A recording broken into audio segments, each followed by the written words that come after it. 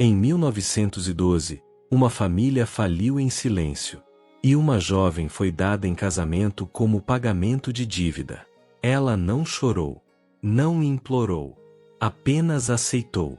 O que o homem que a recebeu não esperava é que ela não veio para obedecer, veio para transformar. Mas havia algo naquela fazenda que ninguém ousava tocar. Um galpão trancado com correntes grossas, e uma culpa que o dono nunca teve coragem de nomear. Essa é a história de dois estranhos presos num acordo frio, que descobriram que reconstruir uma terra é muito mais fácil do que reconstruir a si mesmos. Bem-vindo à Fazenda Santa Luz, onde nenhum segredo fica trancado para sempre. O ano era 1912, e o sul de Minas Gerais já não respirava com a mesma confiança dos tempos prósperos. O café, que por décadas sustentou fortunas e ergueu casarões majestosos, agora oscilava em um mercado instável. Pequenos produtores quebravam em silêncio, e grandes proprietários observavam com atenção calculada quem resistiria e quem cairia.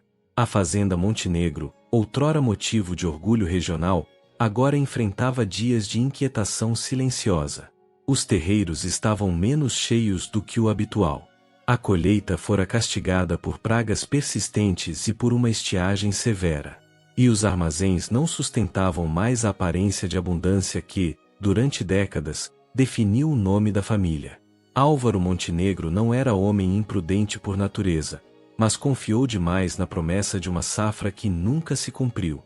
Fez empréstimos altos para ampliar o plantio, modernizar equipamentos e contratar mais braços, acreditando que o retorno compensaria cada risco.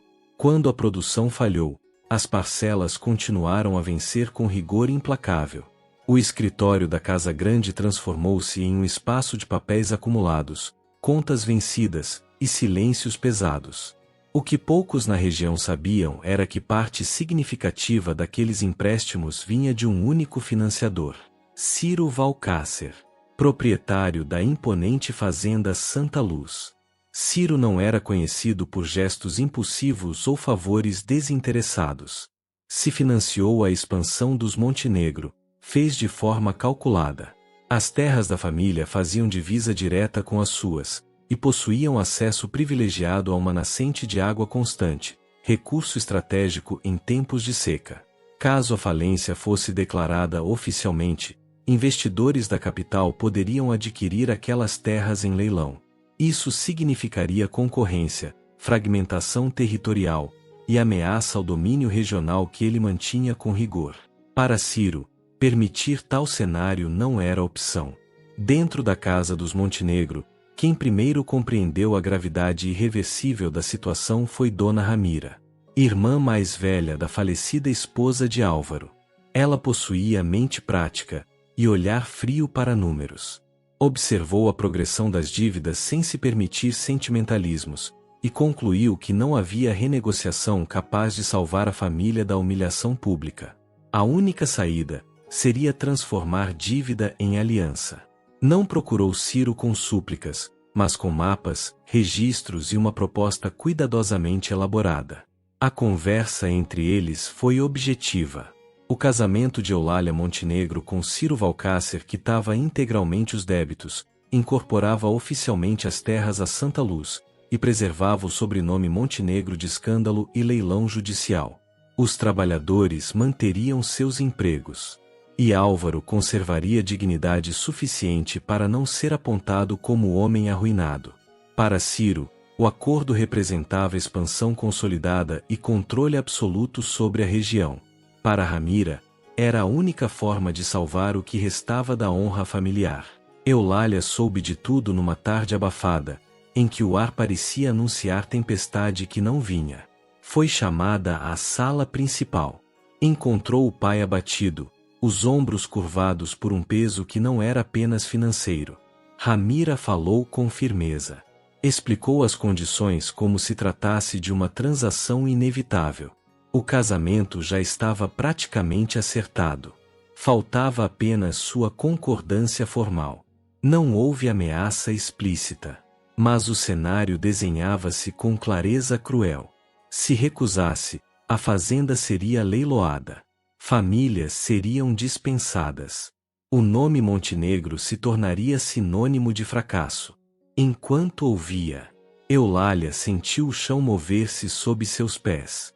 Mas não permitiu que a emoção rompesse sua postura.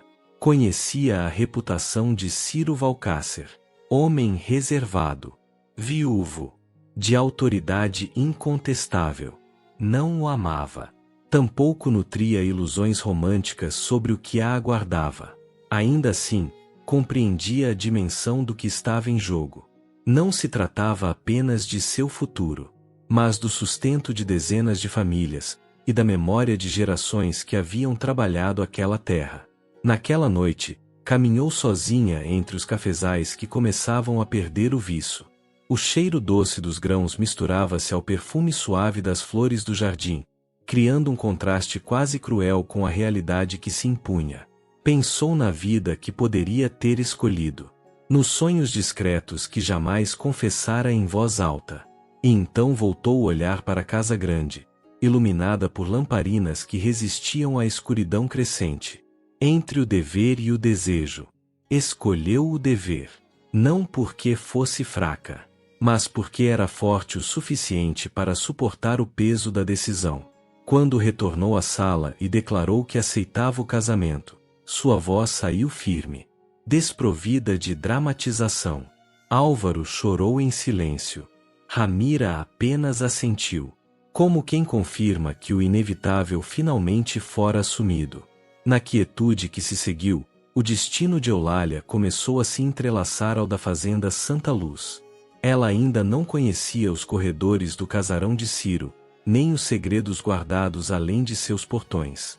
Mas já intuía que aquele acordo não seria apenas sobre terras e dívidas. Seria sobre confiança. E talvez, um dia, sobre redenção.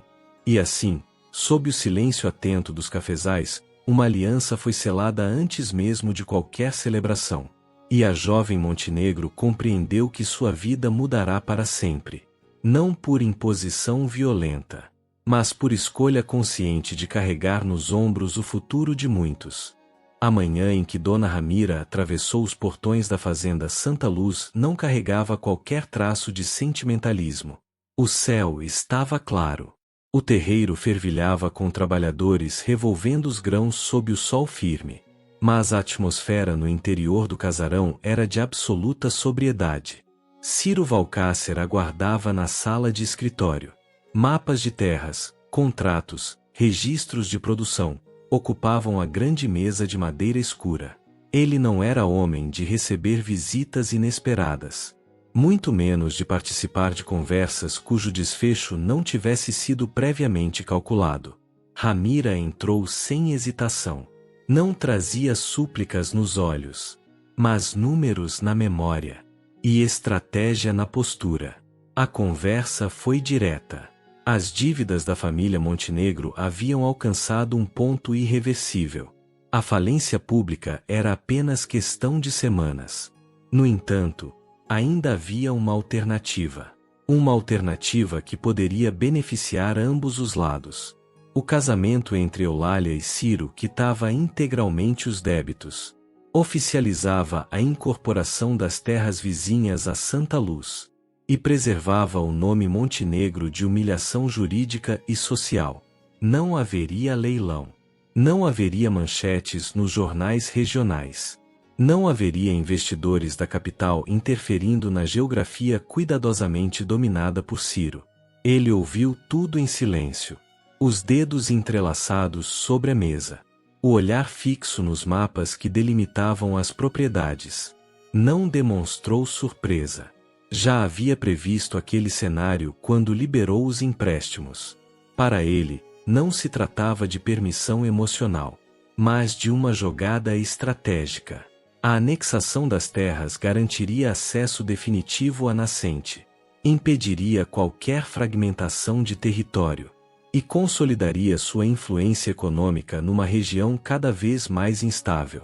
Quando finalmente falou, sua voz saiu firme, desprovida de hesitação.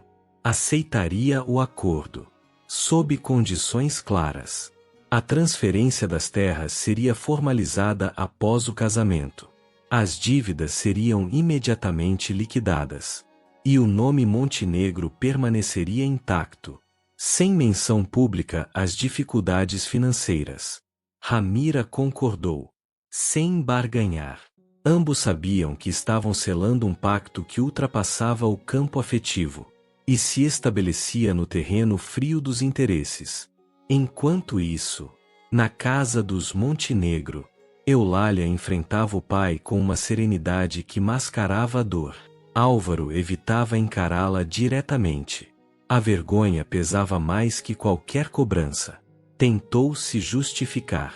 Falou sobre os riscos do mercado, sobre a imprevisibilidade da natureza. Mas suas palavras pareciam frágeis diante da realidade. Eulália permaneceu em silêncio, sem acusá-lo. Mas seu olhar dizia tudo. Compreendeu, com maturidade precoce, que sua decisão não apagaria os erros cometidos, mas poderia impedir consequências mais devastadoras. Ainda assim, ao perceber que o acordo já estava praticamente fechado antes mesmo de sua confirmação, sentiu o peso de não ter sido consultada como deveria. Dias depois, o casamento foi celebrado de maneira discreta, quase rigorosa. A pequena igreja da vila recebeu poucos convidados, muitos deles mais interessados na aliança territorial do que na união em si.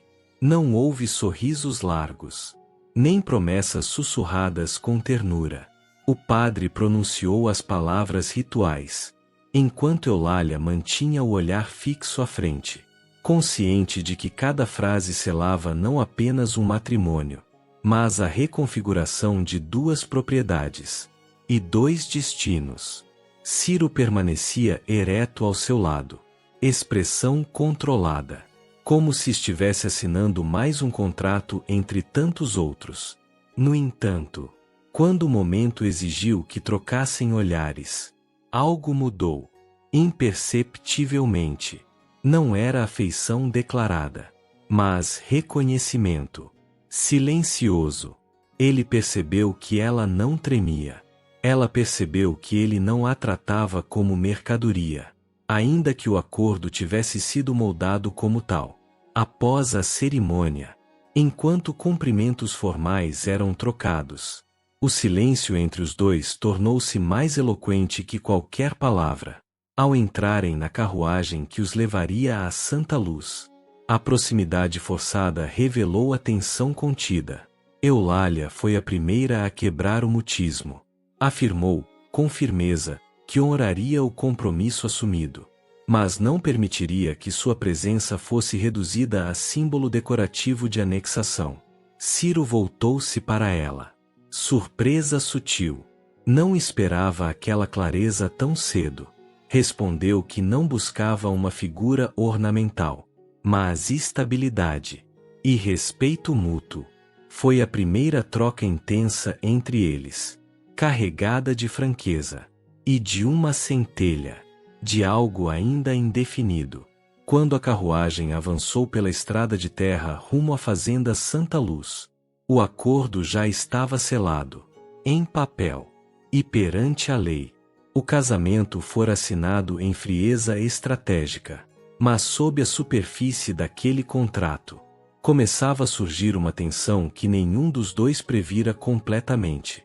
Entre terras anexadas e dívidas quitadas, iniciava-se uma convivência que exigiria mais do que cálculo, mais do que responsabilidade. Exigiria confiança, algo que não se conquista com assinaturas, mas com tempo e coragem. A estrada que levava à fazenda Santa Luz serpenteava por colinas vastas, onde o verde profundo dos cafezais parecia ondular como o mar sob o vento da tarde. Quando a carruagem começou a subir a última elevação, Eulália avistou pela primeira vez o casarão erguido no ponto mais alto da propriedade, imponente como um guardião silencioso de tudo que ali prosperava, ou se escondia. Com suas janelas altas de madeira escura, varandas largas sustentadas por colunas trabalhadas à mão, e telhas queimadas pelo sol de décadas, Àquela hora da tarde, o céu começava a se tingir de dourado e cobre, espalhando uma luz morna sobre o mar interminável de cafezais que ondulava até perder de vista.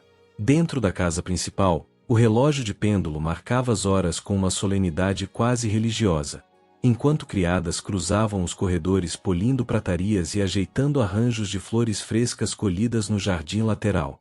A notícia correrá mais rápido do que o vento que soprava do vale.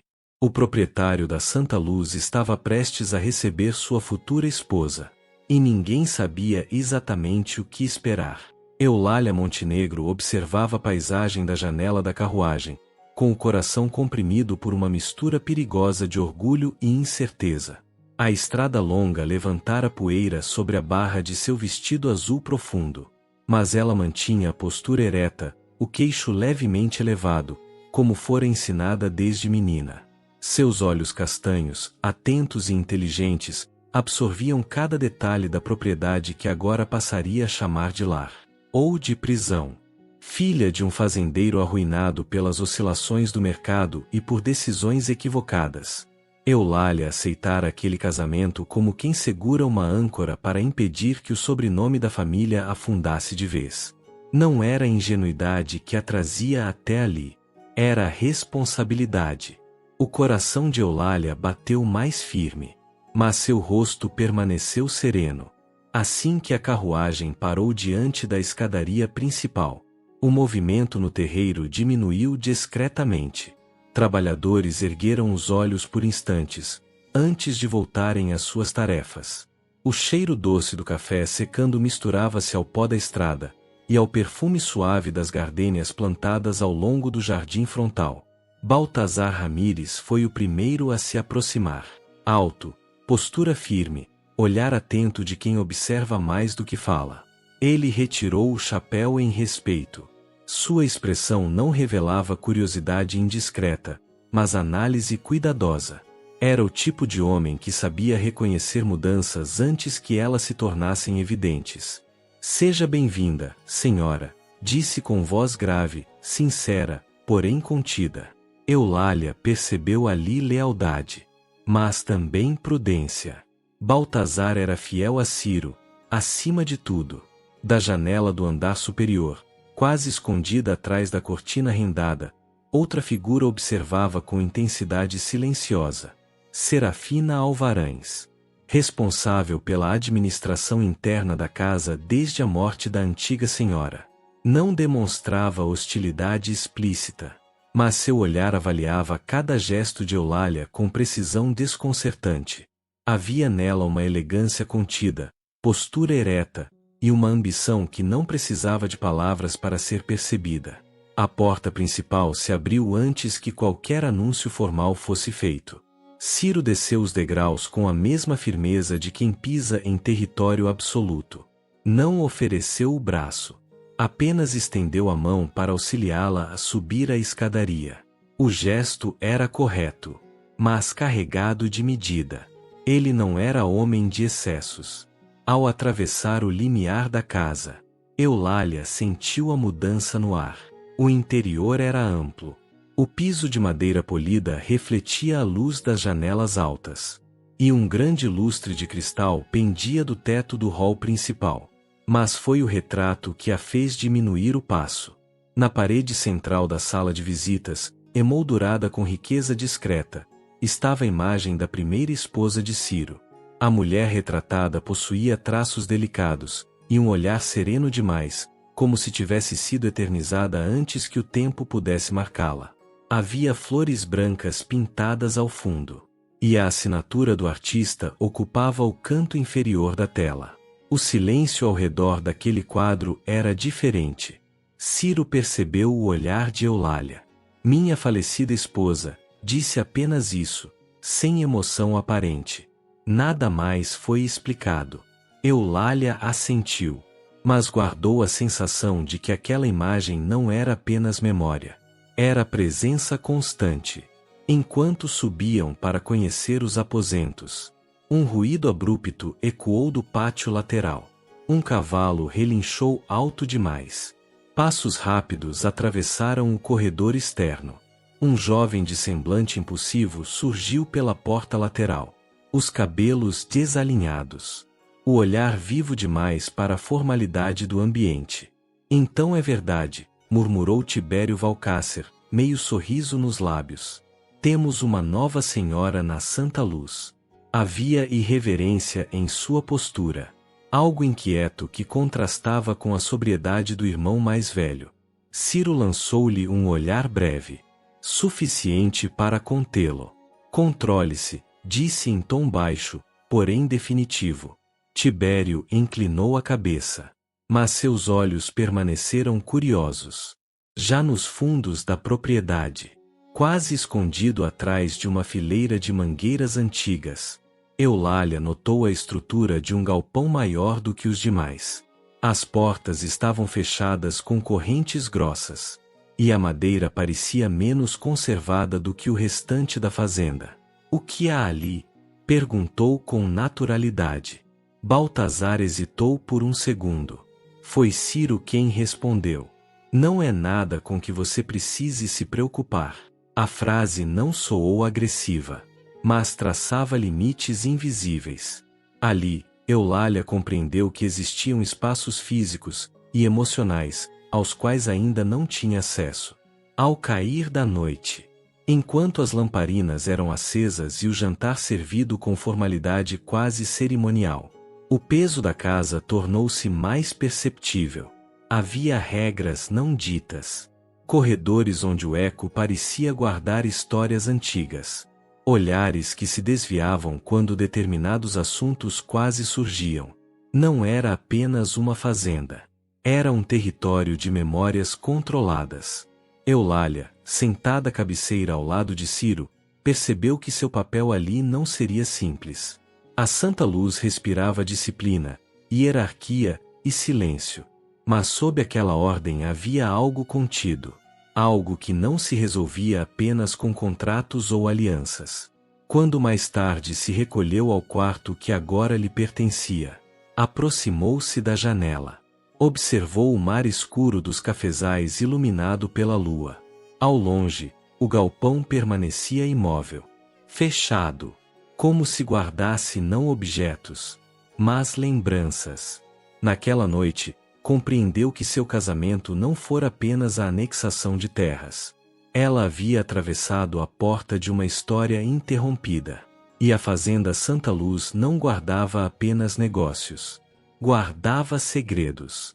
Na manhã seguinte àquela primeira noite sob o silêncio atento do cafezal, Eulália despertou antes mesmo que o relógio de pêndulo anunciasse as 6 horas. A lua já havia cedido espaço a um céu pálido, e a fazenda Santa Luz parecia suspensa entre o repouso e o labor iminente. Ela não dormiu profundamente. Havia algo naquela casa, talvez o retrato na parede, talvez o galpão trancado ao longe, que a manteve desperta por dentro. Desde menina aprendeu que a inquietação podia se tornar uma ferramenta. Vestiu-se com simplicidade e desceu antes que a criadagem organizasse o café. Encontrou Serafina na sala de jantar, supervisionando a arrumação com eficiência silenciosa. Os olhos das duas se cruzaram como lâminas polidas. Não precisava levantar-se tão cedo, senhora, disse Serafina, com doçura cuidadosamente medida. A casa agora também é minha responsabilidade, respondeu Eulália, serena. Foi a primeira demarcação. Ao longo da semana, Eulália solicitou os livros-caixa da fazenda. Baltazar hesitou apenas um instante antes de entregá-los. Sentaram-se à mesa do escritório, e ela passou horas analisando registros, contratos de fornecimento, despesas com transporte e perdas na secagem. Há desperdício no armazenamento, observou ela, passando os dedos pelas anotações. Se reorganizarmos o fluxo do terreiro e investirmos em cobertura parcial, evitamos prejuízo nas chuvas. Baltazar a olhou com novo respeito. Não estava ali só para ser bonita. Pensava e agia com estratégia. A notícia espalhou-se rápido entre os trabalhadores. A nova patroa ouvia, perguntava, sugeria. No terreiro, Eulália caminhava entre os sacos de café, cumprimentava pelo nome aqueles que lhe eram apresentados e perguntava sobre as famílias. Pequenos gestos, mas ali, naquela terra rígida, pequenos gestos tinham peso. Foi assim que conheceu a escola simples nos limites da propriedade. Um prédio modesto de paredes caiadas onde irmã Amélia ensinava as crianças dos colonos. Falta material, e às vezes falta comida para que aprendam com atenção, confessou a irmã, com tristeza contida. Na semana seguinte, Eulália destinou parte do orçamento doméstico para cadernos, tinta e reparos no telhado. Visitou a escola novamente, desta vez com tecidos para uniformes simples. As crianças passaram a sorrir ao vê-la. E a fazenda começou a murmurar seu nome com afeto. Ciro percebeu. Na varanda, ao fim de uma tarde longa, observava-a conversar com Baltazar e 2 trabalhadores, o sol desenhando fios dourados em seus cabelos. Está assumindo mais do que deveria, disse ele, quando ficaram a sós. Estou cuidando do que agora também me pertence, respondeu ela, sustentando-lhe o olhar. Havia calor na troca. Não de ternura. De força. A Santa Luz sempre funcionou bem sob minha condução. E continuará funcionando. Apenas, melhor. O maxilar dele se contraiu. Não era a competência dela que o incomodava. Era o fato de que ela não pedia permissão. Dentro da casa, Serafina observava a transformação com um ressentimento silencioso. Durante anos administrara a rotina, decidirá cardápios, organizará empregados, ocupará o espaço que a ausência da antiga senhora deixará. Agora, as ordens vinham com outra voz. A senhora parece ter pressa em mudar tudo, comentou certa noite, ao ajustar os talheres da mesa. Não tudo, respondeu Eulália suavemente. Apenas o que pode ser melhorado. Serafina sorriu, mas seus olhos endureceram. A tensão começou a infiltrar-se como umidade nas paredes antigas. Não havia discussões abertas. Havia olhares prolongados, silêncios carregados, decisões tomadas sem consulta. E, no entanto, algo mais nascia sob o conflito. Certa noite, ao cruzarem o corredor quase às escuras, Eulália sentiu a proximidade de Ciro antes mesmo de vê-lo. O espaço entre eles parecia pequeno demais. Não tente transformar esta casa em algo que não é, disse ele, baixo. Ela ergueu o queixo. Talvez o senhor tema que ela se transforme em algo melhor. O ar entre os dois ficou denso. O olhar dele desceu por um instante, não com desdém, mas com intensidade perigosa. Havia disputa, sim. Mas havia também algo que nenhum dos dois ousava nomear. Do lado de fora, o vento percorreu os cafezais como um aviso antigo.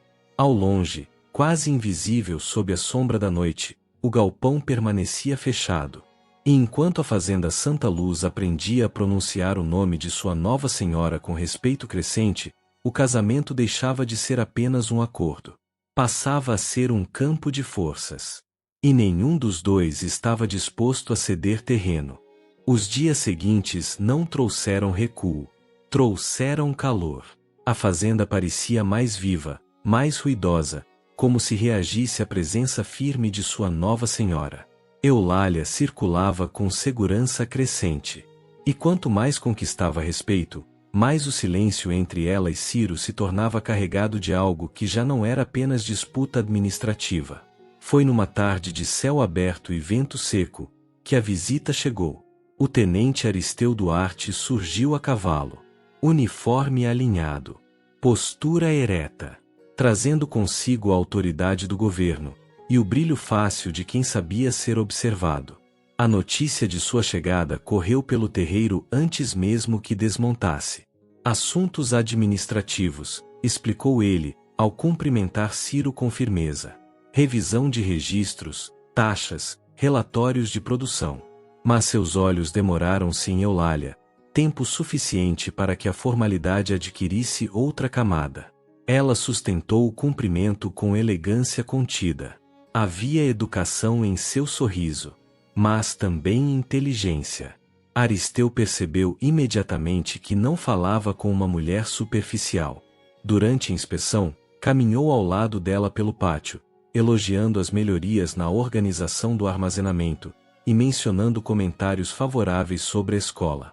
A iniciativa partiu da senhora, imagino, disse ele, com admiração pouco disfarçada. Antes que Eulália respondesse, a presença de Ciro surgiu ao lado deles. Nesta fazenda, as decisões são tomadas em conjunto, afirmou. Voz firme. Olhar fixo no tenente. Não era afronta aberta. Era delimitação. Aristeu sorriu, com a segurança de quem estava acostumado a medir territórios e homens. Tibério, observando a cena à distância, pareceu divertir-se com o desconforto silencioso. Mais tarde, fez questão de alimentar o fogo. O tenente pareceu impressionado, comentou, casual demais.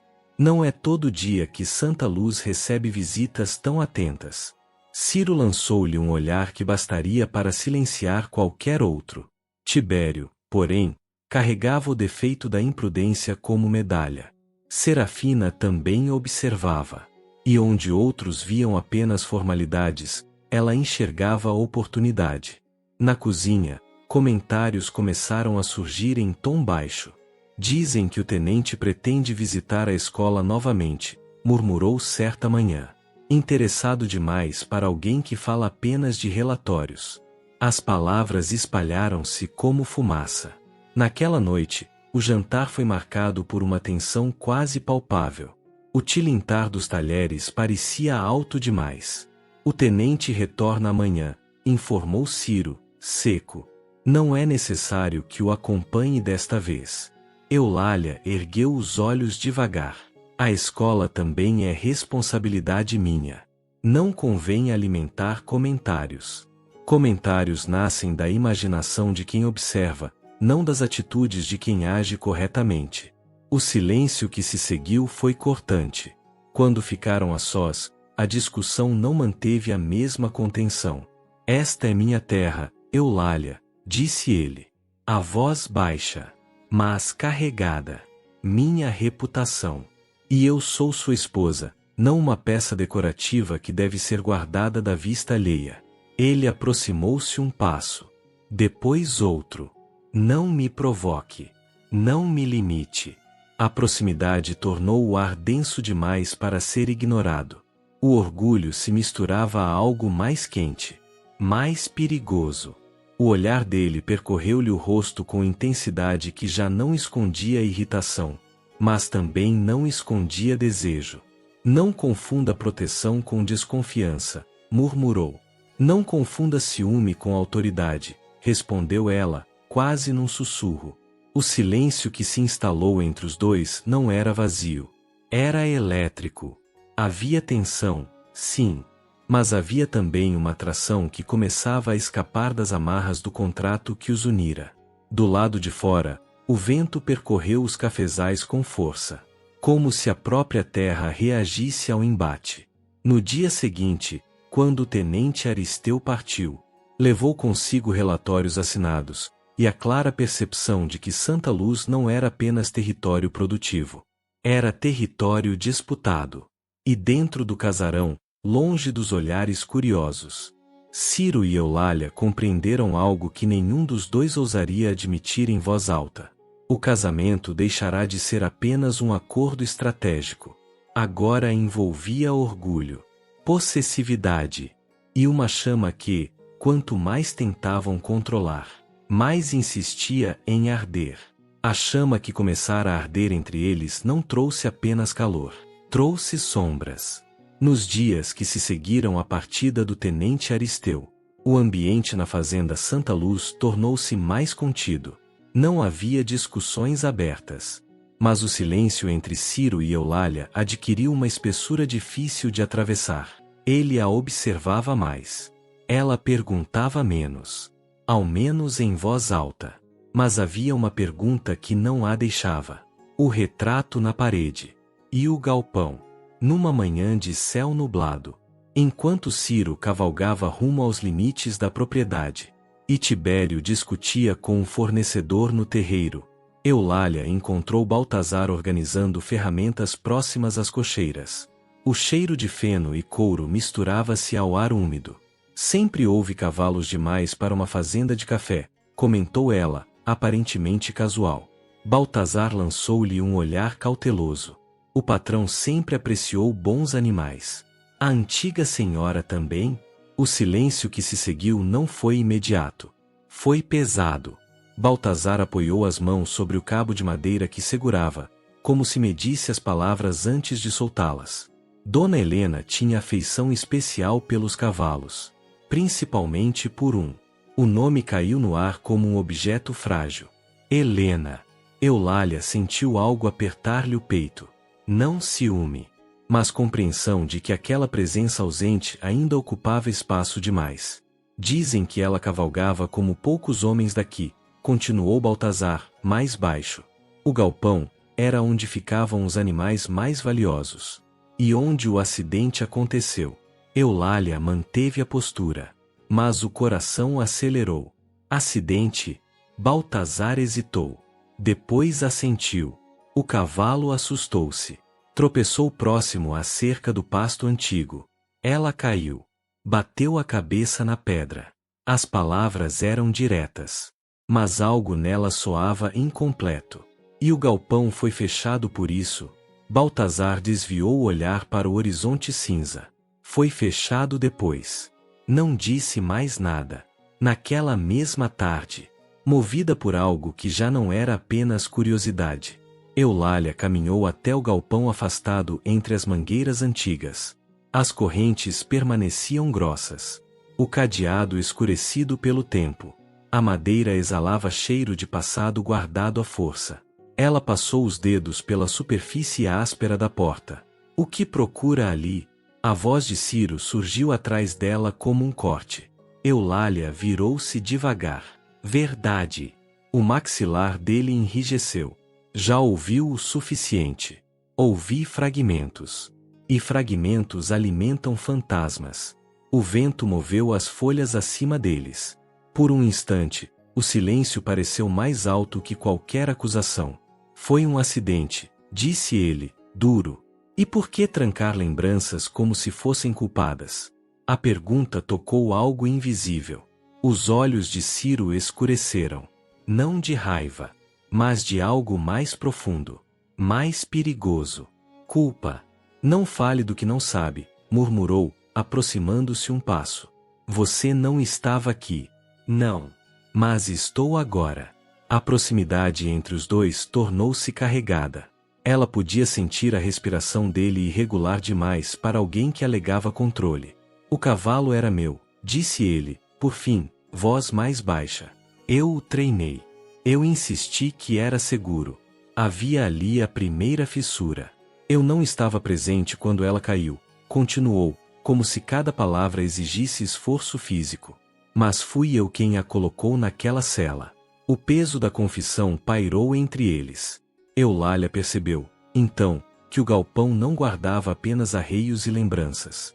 Guardava arrependimento. Guardava um homem que não se perdoara. O Senhor fechou o galpão para preservar a memória, ou para não enfrentar a própria dor? Perguntou, suave. Ele recuou um passo. Como se a delicadeza fosse mais ameaçadora que qualquer acusação. Há coisas que não precisam ser remexidas. Há coisas que nos aprisionam enquanto fingimos que estão trancadas. O olhar que trocaram não era mais de disputa territorial. Era de confronto íntimo. Pela primeira vez, o obstáculo entre eles não parecia ser orgulho, mas silêncio. Ciro virou-se antes que a vulnerabilidade se tornasse visível demais. Eulália permaneceu diante da porta fechada, compreendendo algo que mudava o eixo do casamento. O verdadeiro rival dela não era a memória de Helena. Era a muralha emocional que Ciro erguera ao redor da própria culpa. E nenhuma chave de ferro abriria aquilo. Seria preciso algo muito mais arriscado. Confiança. A palavra confiança ainda ecoava na mente de Eulália. Quando o passado encontrou uma nova forma de se manifestar. Foi no fim de uma tarde abafada, com nuvens pesadas acumulando-se sobre os cafezais, que o grito cortou o ar vindo da área das cocheiras. Um cavalo jovem, recém-adquirido, debatera-se ao ser selado por um peão inexperiente. O animal empinou-se com violência, relinchando alto, olhos arregalados de pavor. O som foi suficiente. Ciro surgiu quase instantaneamente. Mas não como o homem controlado que comandava a fazenda. Havia algo diferente em seus movimentos. Uma urgência desmedida, quase feroz. "Solte as rédeas!" bradou, avançando. O peão hesitou por segundos fatais. O cavalo girou bruscamente, derrubando-o contra o cercado. Madeira partiu-se. O corpo caiu pesado na terra batida. Por um instante, o mundo pareceu repetir-se. Ciro agarrou o animal pelo cabresto com força excessiva, dominando-o num gesto duro demais, como se lutasse contra algo invisível além da própria fera. O silêncio que se seguiu foi pesado, quebrado apenas pelo gemido do rapaz ferido. Eulália chegará a tempo de ver o olhar de Ciro. Não era raiva, era pânico. O peão fora levado para dentro, com suspeita de costelas quebradas. Nada fatal, nada irreversível. Mas o dano verdadeiro não estava no corpo do rapaz. Estava na memória que se abrirá. Naquela noite, a tempestade finalmente caiu sobre Santa Luz. Chuva grossa martelando o telhado do casarão, como se quisesse arrancar verdades à força. Eulália encontrou Ciro no escritório, a lamparina lançando sombras irregulares sobre o rosto tenso. "Foi assim?" ela perguntou, sem rodeios. Ele não fingiu não entender. A mandíbula dele se contraiu. O cavalo também se assustou. Disse, a voz rouca. Não era indomável. Eu o conhecia. Confiava nele. E ela? O silêncio prolongou-se, até tornar-se quase insuportável. Helena insistiu que queria cavalgar, continuou ele, finalmente. Sempre foi orgulhosa. Não aceitava a fragilidade. E eu? A voz falhou pela primeira vez. Eu não quis parecer exagerado. A chuva intensificou-se, como se marcasse cada palavra. Ela caiu perto da divisa norte. Bateu a cabeça. Estava consciente quando cheguei. Eulália sentiu o ar rarear. Então não foi imediato. Não, ele respondeu, o olhar fixo na mesa. Eu disse que a levaríamos de volta sozinhos. Que chamar ajuda só criaria alarde. Que ela ficaria bem. O peso daquilo preencheu o espaço entre eles. Demoramos, murmurou ele. Demorei. Não era apenas um acidente. Foi orgulho. Foi a necessidade de manter controle. Foi a recusa em admitir que algo estava fora de suas mãos. Quando o médico chegou, já era tarde. A confissão caiu como sentença. Eulália sentiu uma mistura dolorosa de compaixão e revolta. Não pela morte em si, mas pelo silêncio que a envolvera desde então. E o Senhor trancou o galpão como se isso apagasse o que aconteceu? Ele ergueu o olhar. Ferido. Eu trancava porque cada reio, cada cela, lembrava que eu podia ter corrido mais rápido. Podia ter pedido ajuda. Podia ter engolido meu orgulho. A chuva diminuía lá fora. Mas dentro do escritório o ar permanecia pesado. O Senhor não perdeu apenas sua esposa, disse Eulália, firme. Perdeu a coragem de enfrentar a própria dor. Ele levantou-se abruptamente. Não ouse julgar o que não viveu. E o Senhor não ouse me manter à margem como se eu fosse apenas substituição. As palavras saíram mais intensas do que ela planejara. Mas eram verdade. O olhar que trocaram não era apenas de conflito. Era confronto íntimo. Cru. Eu não vim para ocupar o lugar de uma memória, continuou ela, a voz tremendo, mas não fraca. Vim porque escolhi assumir este casamento. Mas começo a me perguntar, foi escolha ou sacrifício? A pergunta ecoou entre eles. Pela primeira vez, a possibilidade de partida foi real. Ciro permaneceu imóvel, como se a simples ideia de perdê-la abrisse uma segunda ferida. Não é sacrifício, disse ele, baixo. Mas não soou convicto. Eulália sentiu o peso da decisão que começava a se formar dentro dela. Permanecer ali significava enfrentar não apenas fantasmas, mas um homem que ainda lutava contra si mesmo. Lá fora, a tempestade cessava. O cheiro de terra molhada espalhava-se pelo vale. Dentro da casa, porém, nada estava resolvido. O acidente nunca fora nomeado como culpa. Até agora. E o que restava saber era se aquela verdade os destruiria, ou finalmente os libertaria. A verdade dita não trouxe alívio imediato. Trouxe instabilidade. Nos dias que se seguiram à confissão de Ciro, a fazenda Santa Luz parecia andar sobre terreno irregular. O silêncio entre ele e Eulália não era mais ignorância. Era consciência. E consciência, às vezes, pesa mais do que a dúvida. Foi nesse cenário que o tenente Aristeu retornou. Desta vez, não apenas com relatórios. Trazia propostas. O governo pretendia reorganizar limites territoriais, rever tributações, pressionar proprietários a apoiarem determinadas decisões políticas. A Santa Luz, pela sua extensão e influência regional, tornará-se peça estratégica. Preciso de um posicionamento claro, declarou Aristeu, sentado na sala principal, postura firme. Apoio formal. Público. Ciro manteve-se contido. Mas a tensão era visível. A Santa Luz não se curva a pressões, respondeu, frio. Não chamo de pressão. Chamo de alinhamento. O olhar do tenente deslizou até Eulália por um breve segundo. Sutil demais para ser acusação. Evidente demais para ser inocente. A visita reacendeu murmúrios. Tibério, inquieto como sempre, começou a manifestar opiniões precipitadas no terreiro, defendendo alianças políticas que contrariavam a postura cautelosa do irmão. Em uma tarde particularmente tensa, chegou a afirmar diante de trabalhadores: talvez seja hora de modernizar não só a escola, mas a liderança. A frase correu rápido. Serafina não desperdiçou a oportunidade. Comentários surgiram em voz baixa nos corredores. Desde que a nova senhora chegou, a fazenda mudou demais, insinuava, com um ar preocupado. E mudanças trazem riscos. Ela não mentia. Apenas reorganizava percepções. Eulália começou a sentir o peso das movimentações ao redor. O conflito já não era apenas conjugal. Era estrutural, político, familiar. Naquela noite, enquanto arrumava poucas roupas dentro de uma mala aberta sobre a cama, percebeu que seus movimentos estavam firmes demais para serem impulsivos. Não era fuga.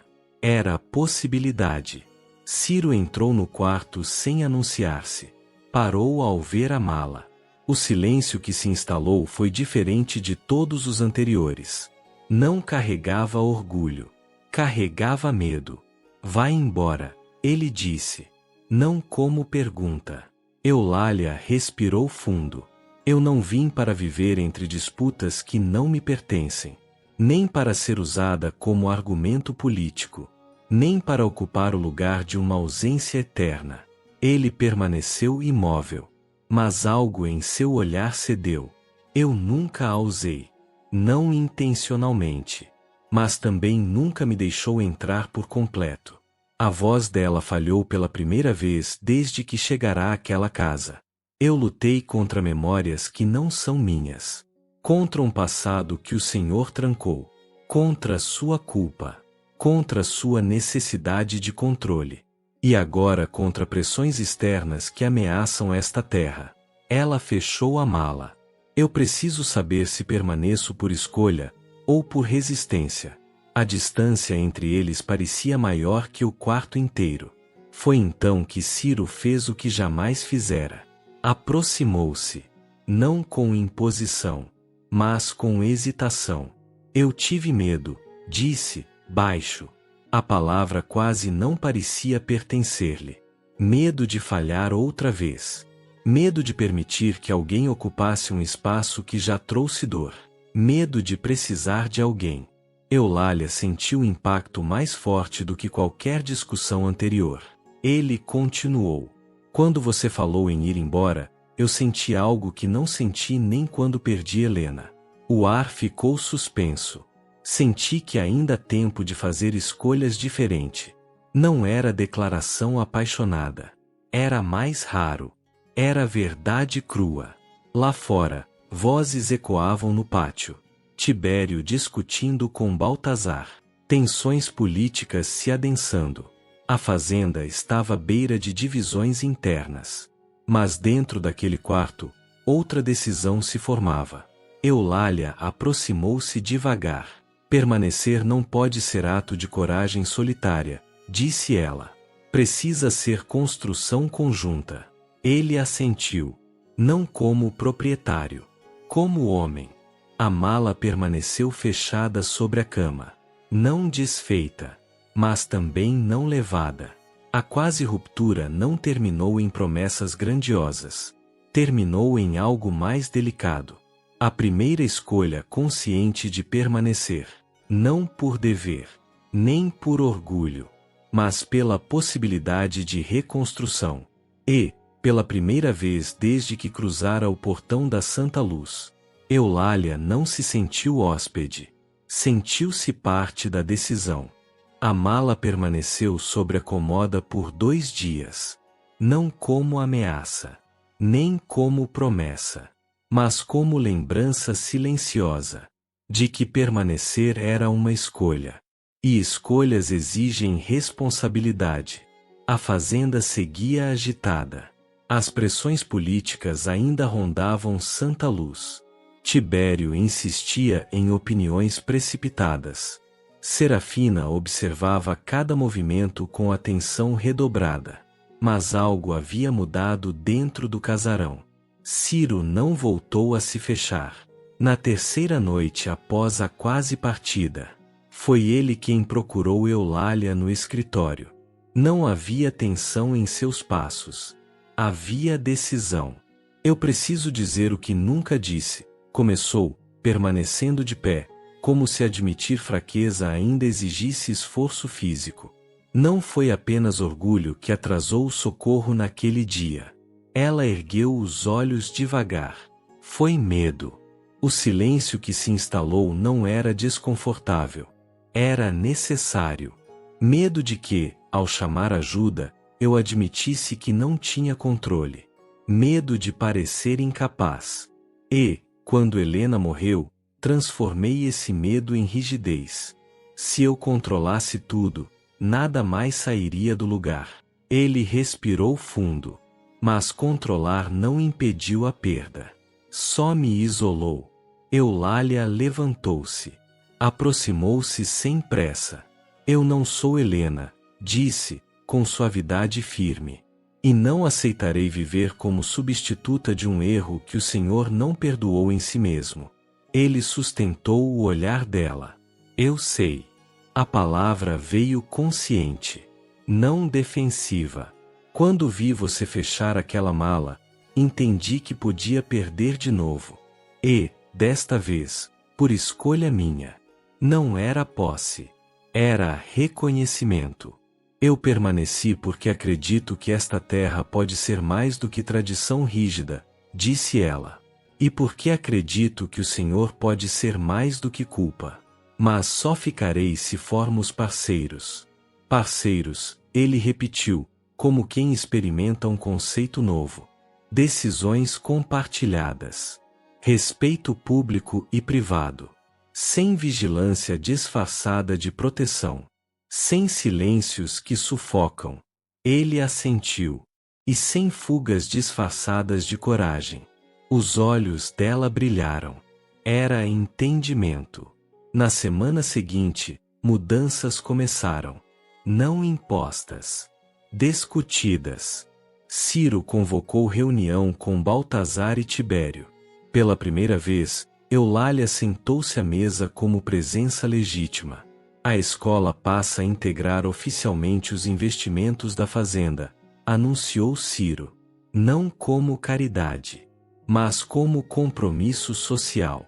Tibério ergueu as sobrancelhas. E as decisões políticas serão tomadas com cautela, e não sob pressão externa. O recado era claro. Para o governo, para o irmão. O galpão foi aberto dias depois, não para apagar o passado, mas para reorganizá-lo. Os arreios foram limpos, os cavalos, treinados com mais cautela. Ciro permaneceu ali por horas. Eulália observava à distância. Não era invasão, era presença. Naquela noite, sentados na varanda, o vento percorrendo os cafezais como respiração tranquila. Eu não sei nomear o que sinto, disse ele. Nem eu. Ele segurou a mão dela. Não com força, não com posse, com escolha. Mas sei que não é apenas contrato. Também sei que não é submissão. O olhar que trocaram tinha calor, tinha respeito. Entre o orgulho e o amor, encontraram parceria. A fazenda refletiu essa transformação. Trabalhadores passaram a ser ouvidos. A escola ganhou estrutura. As decisões tornaram-se mais transparentes. A autoridade não desapareceu. Foi compartilhada. Helena tornou-se memória honrada, não fantasma dominante. A culpa transformou-se em aprendizado. E o casamento, antes sustentado por necessidade e conveniência, passou a ser escolha renovada. Na manhã seguinte, a mala foi desfeita, não como rendição, mas como confirmação. Entre o orgulho e o amor, eles escolheram permanecer. E, desta vez, não por medo de perder, mas porque aprenderam a caminhar lado a lado. O tempo não transformou a fazenda Santa Luz de maneira abrupta. Ele a moldou com constância. Sob a liderança agora compartilhada, a propriedade prosperou, não apenas em números, mas em espírito. Os cafezais expandiram-se de forma organizada. Novas técnicas reduziram perdas. A escola tornou-se referência entre as fazendas vizinhas. O nome Santa Luz passou a significar mais do que produção. Passou a significar justiça. Ciro já não caminhava sozinho. Eulália não precisava mais provar nada. Eles se consultavam. Discordavam quando necessário. Construíam juntos. E isso mudou tudo. Serafina encontrou novo propósito na administração da escola ampliada. O ressentimento dissolveu-se quando percebeu que perder espaço não significava perder valor. Tibério amadureceu. A impulsividade cedeu lugar à responsabilidade. O tenente Aristeu recuou estrategicamente. Entendeu que Santa Luz não se dobrava à pressão. Baltazar permaneceu leal, mas agora leal ao equilíbrio restaurado. E o galpão permaneceu aberto, não como ferida, como aprendizado. Numa tarde de colheita farta, o céu tingiu-se de dourado e cobre, como no primeiro dia em que Eulália cruzou o portão. Mas agora a sensação era outra. Ela caminhava entre os cafezais ao lado de Ciro. O vento sussurrava entre as folhas. Risos ecoavam ao longe. O aroma dos grãos maduros preenchia o ar. Quando você chegou, disse Ciro, eu acreditava que estava salvando um sobrenome. Ela sorriu. E eu acreditava que estava salvando o meu. Ele parou. Hoje sei que não salvamos nomes. Construímos algo novo. Ela entrelaçou os dedos nos dele. Naturalmente. Escolhemos ficar. Não havia drama. Havia paz. O casamento deixou de ser acordo estratégico. Tornou-se parceria. Não nasceram sem conflitos. Não cresceram sem orgulho. Não amadureceram sem dor, mas escolheram, todos os dias, recomeçar. E foi isso que transformou a Santa Luz, não apenas em uma fazenda próspera, mas em um lar. Enquanto as primeiras estrelas surgiam no céu, Eulália compreendeu. Coragem não é ausência de medo, é decisão apesar dele. E Ciro, ao seu lado, finalmente aprendeu. Amar não é controlar, é confiar. E agora eu te pergunto, você teria aceitado o acordo que Eulália aceitou? Teria ficado por responsabilidade, por orgulho, ou por amor? As escolhas nos definem, mas são as escolhas que renovamos todos os dias, que constroem nosso destino. Se essa história tocou você, compartilhe com alguém que acredita em recomeços. Comente o que teria feito no lugar dela.